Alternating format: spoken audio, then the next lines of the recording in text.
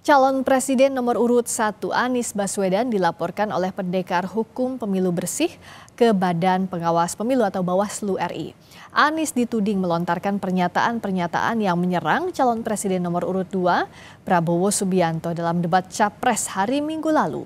Anies dilaporkan karena dianggap menyerang Prabowo sebagai pribadi maupun sebagai Menteri Pertahanan.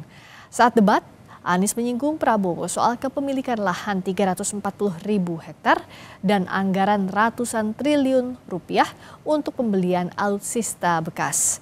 Bawaslu segera mengkaji laporan terhadap Anies untuk mengetahui apakah laporan tersebut memenuhi syarat formil dan material atau tidak. Jika dalam persyaratan tersebut tidak memenuhi syarat formil material, maka disampaikan kepada pelapornya terhadap status pelaporan tersebut.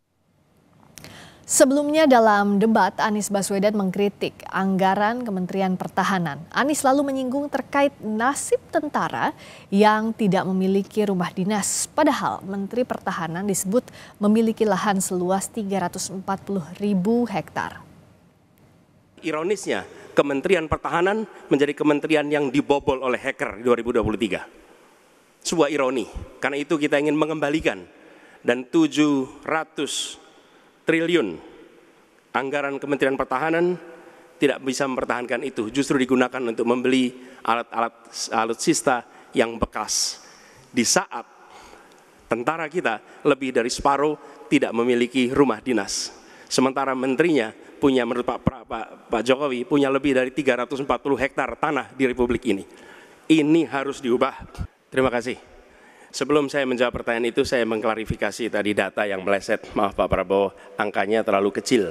Bukan 320 hektar, tapi 340.000 hektar. Saya klarifikasi. Kemudian itu pun salah. Melanjutkan. Itu pun salah. Atas apa yang perlu saya sampaikan. Mas Anies, Pak Prabowo, jangan Pak Prabowo, mohon mohon maaf. Ini mohon nanti ada dulu hadirin. baik.